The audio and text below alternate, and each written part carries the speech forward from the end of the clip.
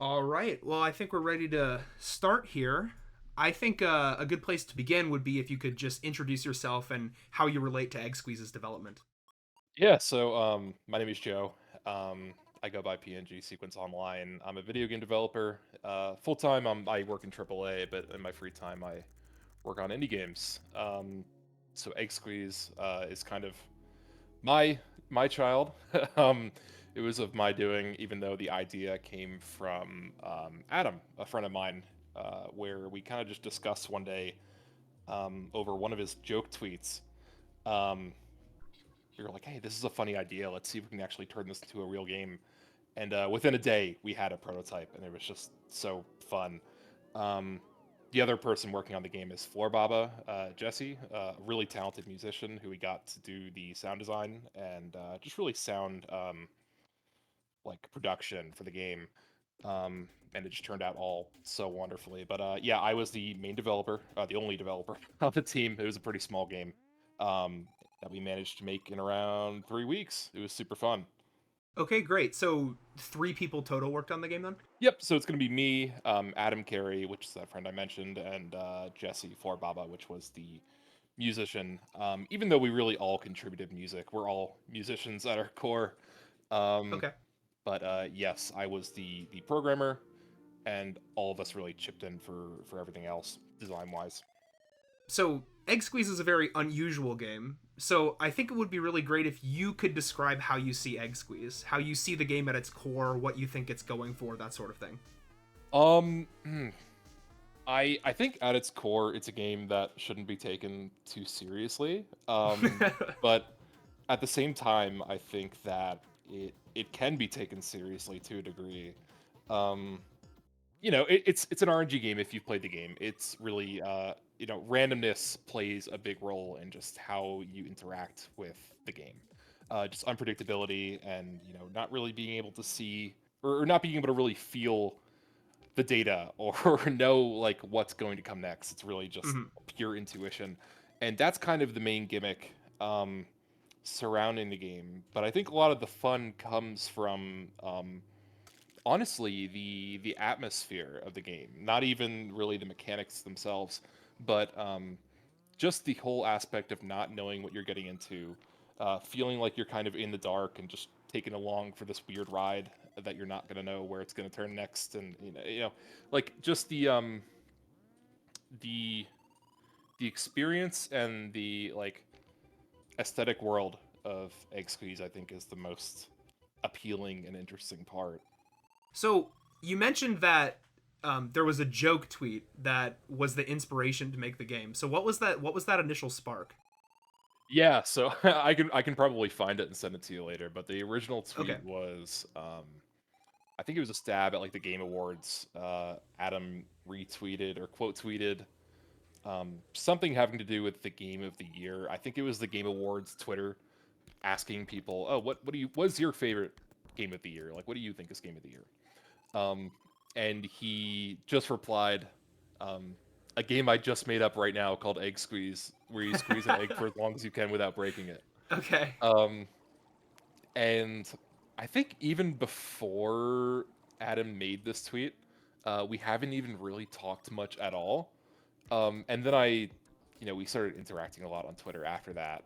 And I messaged him one day and I sent the tweet over and I was like, this is really funny. Like, what if we actually just did it? And, like the joke in the back of our minds the entire time was like, what if we could actually get this to be Game of the Year? Like, there's no way it would never happen.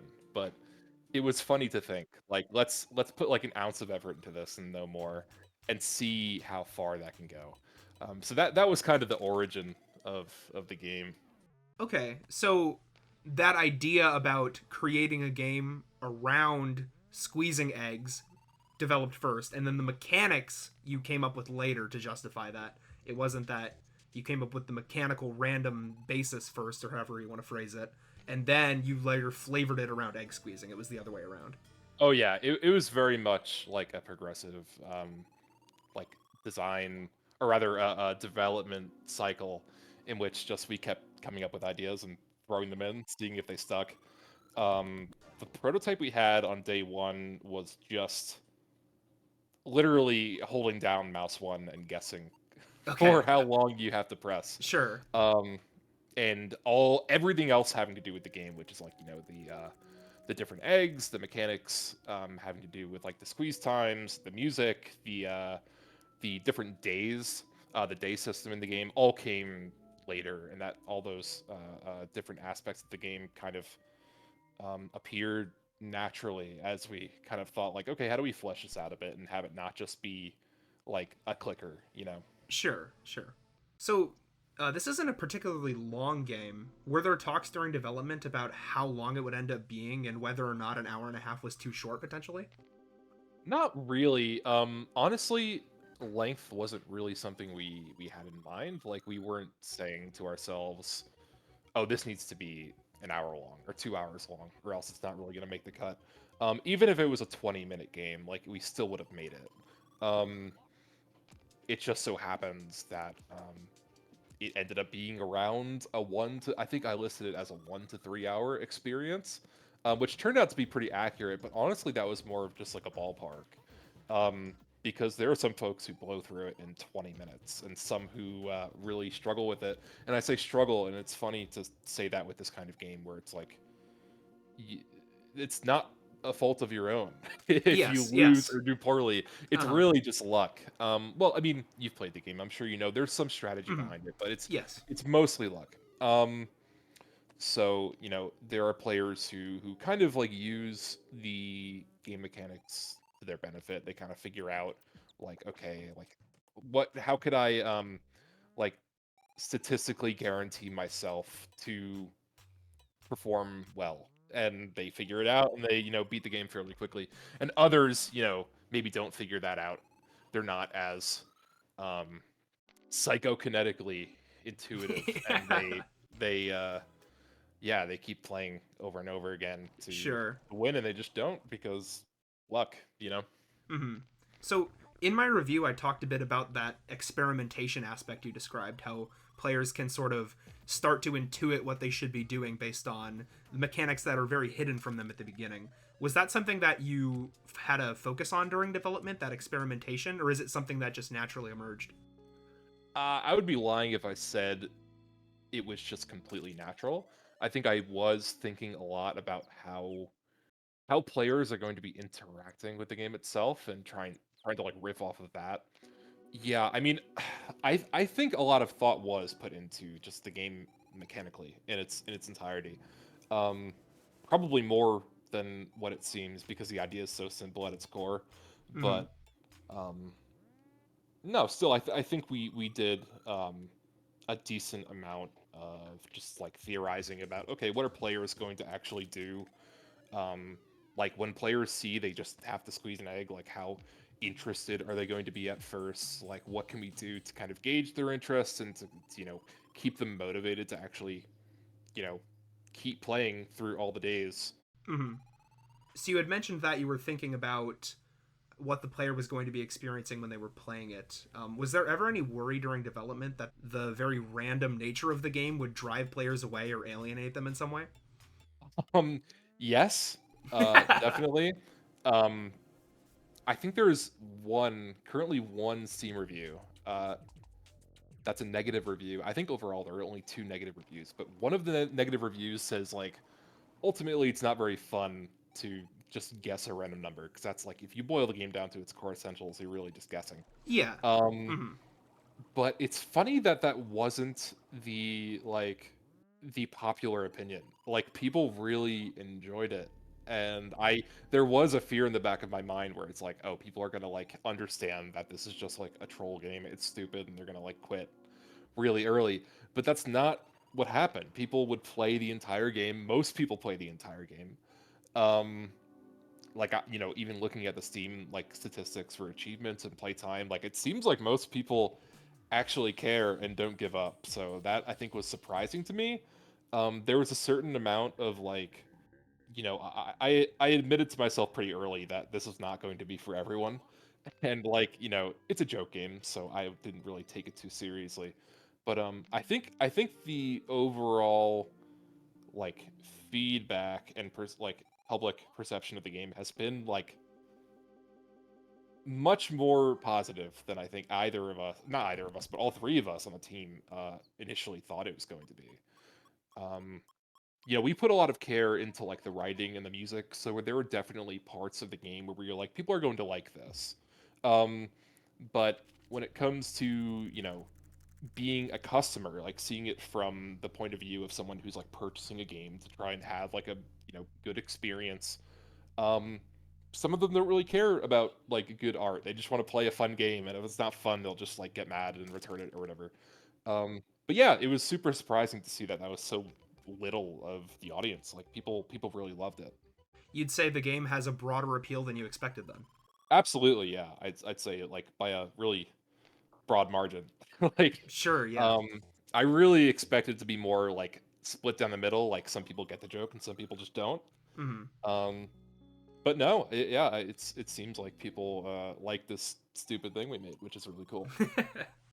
So on day 3, the player gains access to upgrades like the tools such as the egg stock market and the Twitch chat. They're Mhm. pretty incomprehensible, I would say, for a new player to understand what's actually happening with them. Was there ever any talks about making them more standard or predictable, or had you always imagined them to be so hard to understand? There was always like the goal was always to make them kind of these like abstract um like elements that give you hints but not really give away any information in a straightforward way. Um but there were definitely points during testing where I would give people a copy of the game with like an updated element, um where I just made it way too obvious what it was trying to tell you. And the feedback I would get would be like, no, no, no, no, make it more confusing. Like Yeah, yeah, yeah. make it more awful, so that way like they suffer, and it's just a better, more confusing experience. Because just being given information is not really fun. Like if the objective was just to figure out all the devices and then you could just understand what the egg time is going to be and you pull it off every single time, I don't really see what the fun is in that. Kind of defeats the purpose. Yeah, really. Maybe I think the most fun one, honestly, for me, and I don't know if this was going to be a question after this, but my favorite, I think, like HUD element is, or I call them gadgets, I think, is the egg meter, the first one you get. Um, just because I think every single person I've watched who played the game has reacted to it so viscerally, trying to understand what the hell it means. Yeah, And I think yeah. it's a great first one too, because um, you're introduced to this thing that you see like egg meter unlocked, and you're like, what is egg meter? And then you look at it, and it's like four pieces of data like all strung together in the shape of an egg with like a spinning dial and a number, and like a flashing light, and you're like, oh my god, what the hell is this? Um, it's just completely overwhelming and stupid, and it's my favorite. That I think HUD element is what I wish all of them were like. Um, but I think that would have been a little too extra. Like that would have been too crazy. Sure. I like some of them being slightly useful, kind of like the stock market, right? Where it's like you understand the gimmick of that, and then you can kind of use it to your advantage. Um, but yeah, all of them being somewhat silly and abstract was definitely intentional. Circling back to the game being relatively short, it's also worth mentioning the game has an endless mode. Was the idea behind that just if players wanted to play for a little bit longer, that was a way you could satisfy that without adding extra days onto the length? Yeah, pretty much. I think the goal of just the endless mode was if you wanted to hop back into the game but didn't want to like feel like you were in story mode, Sure. like it was just really a separate mode to like to get your egg squeeze high, like um, without having to feel like you're attached to something or like if you were on day 3, if I didn't do an endless mode, or if we didn't do that, you'd have to beat the game every time. Like you'd hit the score limit and you'd have to see the ending every time. I didn't want that. I just wanted some mode where it's like you can just hop in, play the game for a little bit, and get out. In the vein of talking about the story, what was the idea behind it? It's pretty bizarre and unusual. It is bizarre. So, are we trying to be spoiler free? I'm going to assume that anyone watching this has played the game. So you're fine to talk about it. Sure. And that wasn't me saying, "Oh, I'm gonna spoil everything," but I just wanted to know what my limits were. Sure. Um, so yeah, the story is about like obviously this madman CEO who's going crazy, out of control, mind washing people, brainwashing people rather, um, with like egg products. That idea was, I think it was just like one night we were talking about, like we were scratching our heads. Okay, what is the story going to be for this? Because there has to be something, um, just to like tie this whole experience up in a neat little bow. And I think Jesse Floor Baba came up with something about like the egg CEO taking over the world. Um, or I think maybe at first it was supposed to be that the vice president, the VIP, or rather, what do we call him? I think just the VP of Eggco, the guy in the red suit you talked to at the end. Um, he was originally the one who was supposed to be the crazy one taking over the world, and you had to stop him. And I think we even had originally that the idea was going to be you crush him like in your hand, or you get into. We had some ideas where it was like maybe you get into like a squeeze battle with him, where like his arm comes out of the dark, and you have this like versus mode boss battle. That was an idea floating around for a while, but it was just like, oh man, we have to like finish this.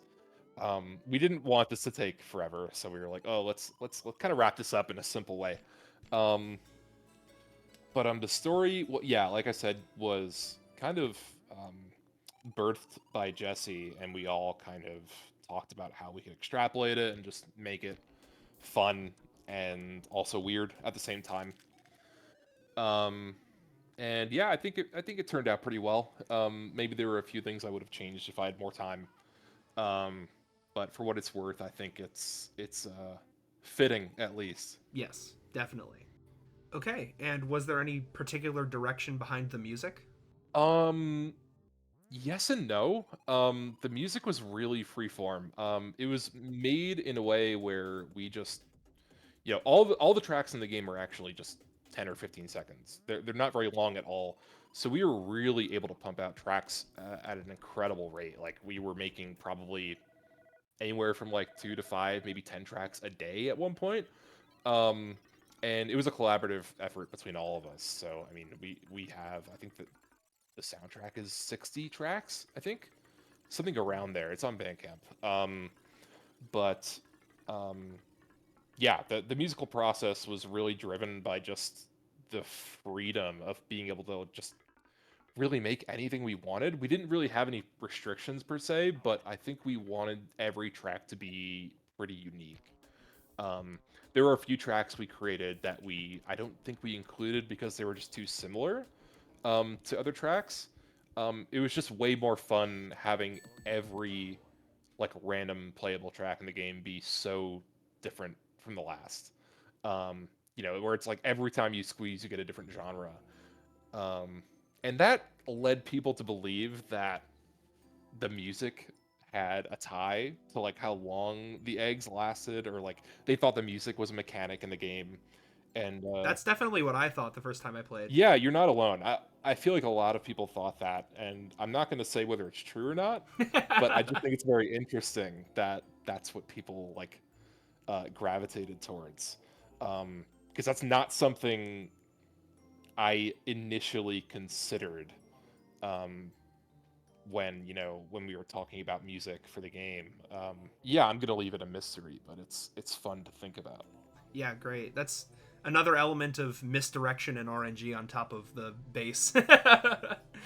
Yeah, definitely, and it goes to say that with making a game like this, doing absolutely nothing goes a very long way. In Yeah, that, like, there absolutely. are things that I can imply, or things in the game that seem like they might be mechanics, um, that aren't, and they just drive you nuts thinking about it. And it's just this really natural, like implicit chaos that's kind of born from just letting your imagination run wild. And I think the music definitely plays a part in that, where it's like it makes you think like what the hell is going on. Pretty much, it just emphasizes that feeling and that emotion when you're playing the game. Um, that makes your mind race and just wonder about all these crazy things that are happening in the game. Yeah, I had mentioned in my review that because players bring certain assumptions with them into games, if a game naturally subverts that in some way, it can leave players feeling really confused as to what's going on. If those assumptions are challenged in a way, it can often produce wildly unique experiences that wouldn't be possible otherwise. I hear you saying that about Egg Squeeze, that that was really a big part of development. Yeah, I definitely think so. And I think that's like silently like something I haven't really put too much thought into, but is definitely part of like my core design philosophy, where it's I find myself playing games, and when they're predictable or like what I expect, um, every time I interact with something, it's just exactly what I expect, from like the physics, from the way it looks to the way I interact with it. When you play a game like that and everything is just really predictable, I think it's just so forgettable. Sure. Um, and something I aim to do is just to surprise people, and just have them play something they haven't played before and experience it in a way that they wouldn't have thought they would. Seeing people play Egg Squeeze and my other games, and them sitting there and having these like aha moments, or like, whoa, that's cool. That's my favorite part of people playing. For me, it's like it's not good enough for it to just be good. It needs to be novel, and it needs to be different, or else I don't really see a point in making it. And that's obviously just my opinion, but that's really how I feel. Where it's like my motivation comes from just wanting to be unique and novel. Mm-hmm. You'd say, as a designer, you're more interested in innovation rather than iteration. I would definitely say so. I mean, obviously there are things that I like about other games that, I wish to iterate on. Like, I'll play a game and be like, "Oh man, it would be cool to make like a game like this, but with my own spin," or like something like that. I think a lot of game designers and developers do that, and that's fine. Um, but I think a lot of my motivation, like I said, comes from just wanting to be different.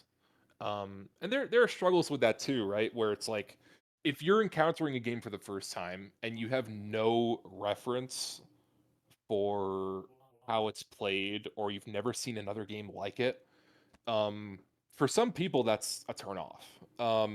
And the challenge there is like, how do you create a unique experience that really attracts people, um, without them having like a point of reference, or without them like having something they can compare it to? Mm-hmm. Because I mean, like we were saying before, I think Egg Squeeze is pretty uncomparable. It's really its own thing, and there are some people who just don't enjoy new experiences. Um, and that's why we're seeing in the industry now, not to like just rattle off about like the modern games industry. No, the Um, point of this is to hear your perspective. Yeah, for sure. Um, but that's why we're seeing now so many games being made that are like just iterations of other games. Are really just like the same game but with a different coat of paint slapped on it. Because that's what some people are comfortable with. Some people just want to play the same game over and over again, but it looks different and maybe plays different. Like in that, instead of it being in 1080p, it's in 4K or something. Or it's like, Sure. I don't know. The point I'm trying to make is that like when you try to be different, you take a risk, and it turns some people off. And I think you just need to be confident, and that's what we really tried to do. We were just like, yeah, let's just make this thing, and our expectations were low at first, but I think it did pretty well. I think we're pretty proud of Egg Squeeze overall. Do you think there's any possibility of going back to the Egg Squeeze concept at any point, giving the game an update or potentially even a sequel? Or do you think that the idea is complete and doesn't really need any more information? Um, I'm smiling very big right now. I don't want to say anything. Okay, I can cut this out if But need be. no, no, no. Keep it in. Okay. I just want to say that we love the idea, and it's really fun to work with. And if you're a fan, there might be cool things coming. No promises, but it's definitely a non-zero possibility. We either come back to it or do something similar for sure. Mm. As mysterious as the game itself. Oh yeah, no. All right, and what are you working on currently besides Egg Squeeze? You work with your team's Matter Games, right? Yeah, it's less of a team and more just that's me. um, Okay. that's just the label I use for like my own indie game stuff. Okay. And what are you working on currently then? All three of us are working on separate things. Me currently, my current project is Reflectile, which is an entirely different game. Not a joke game; it's real, and I care about it very much. um, so not as it's not in the genre of making people go crazy or guessing random numbers, but it's more of a challenging precision puzzle game, similar to maybe Celeste or Super Meat Boy. I enjoy both those games a lot, so I'm making my own with my own control scheme. I hesitate to even relate it to those two because people are gonna think it's a platformer and it's not. Um, but yeah, that's what I'm currently working on. Great. Well, is there any final thoughts you want to say about Egg Squeeze or anything else? Um, keep squeezing. I don't know, man. It was a lot of fun to make. I'm really happy people liked it. Um, and stay tuned. There might be more cool stuff coming in the future. Who knows? Wonderful. Well, thank you for your time so much. Yeah, thank you.